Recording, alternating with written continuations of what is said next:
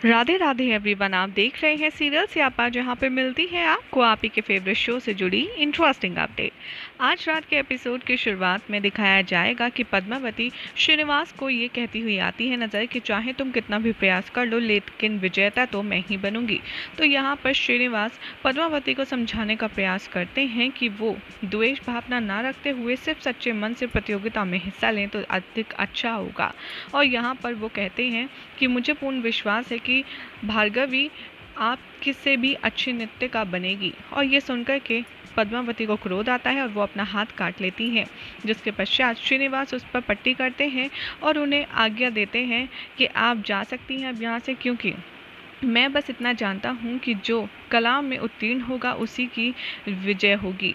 यहाँ पर पद्मावती एक बार फिर से अपनी बात दोहराती हैं और कहती हैं कि उत्तीर्ण तो मैं ही होंगी और तुम्हें अपना वचन याद है ना, अगर मैं विजेता हुई तो तुम्हें मेरी मर्जी की हर बात करनी होगी। और श्रीनिवास मान जाते हैं। इधर दिखाया जाएगा कि जो राजा हैं पद्मावती के पिताश्री, वो इंतज़ार कर रहे होते हैं, लेकिन यहाँ पर कोई भी नहीं आता है उनसे मिलने के लिए। ना तो वासु ही आता है, ना ही पद्मावती आती हैं। और उसके पश्चात वासु ये सोच रहा होता है कि आज तो लगता है पिताश्री को मुझे उकसाना ही होगा पद्मावती के विवाह के लिए, ताकि मेरा रास्ता एकदम साफ हो जाए और मेरे राजा बनने में कोई भी परेशानी उत्पन्न ना कर सके कोई भी। तभी वहाँ पर पद्मावती आती हैं राजा आकाश के पास और वो उनसे आज्ञा लेती हैं अपने कक्ष में जाने की। लेकिन उससे पहले जो उनके पिताश्री होते हैं वो उनके विवाह का ऐलान करते हैं, जिसे सुनकर वासु को लगता है कि शायद पद्मावती इस विवाह से मना कर देंगी, लेकिन उल्टा हो जाता है। पद्मावती विवाह के लिए सज्ज हो जाती हैं और साथ में वो अपने पिताश्री से एक शर्त रखती हैं। वो कहती हैं कि मेरी विवाह प्रतियोगिता रखी जाए, जिसमें मैं नृत्य की प्रतियोगिता रखना चाहती हूँ। जो कोई मुझसे अच्छा नृत्य करेगा मैं उससे विवाह करूँगी, और यदि कोई मुझसे अच्छा नृत्य नहीं कर पाया तो फिर अपना वर मैं चुनूँगी। इधर दिखाया जाता है कि भार्गवी काफ़ी ज़्यादा अपसेट होती हैं और वो श्रीनिवास का दिया हुआ कंगन उतार देती हैं और उनके पैरों में चोट भी लग जाती है और वो बहुत ज़्यादा रो रही होती हैं। यहाँ पर जो उनकी माता हैं वो कक्ष के बाहर होती है। तभी वहाँ पर श्रीनिवास भार्गवी से मिलने के लिए पहुँच जाते हैं और यहाँ पर माता उनसे कहती हैं कि क्या तुम्हारे पद्मावती रानी और महल में कुछ हुआ था भार्गवी के साथ, क्योंकि जब से वो आई है बस रोए जा रही है, किसी से कुछ बात नहीं कर रही। श्रीनिवास उनको समझाते हैं और उनसे मिलने की आज्ञा लेते हैं कि क्या मैं भार्गवी से मिल सकता हूँ।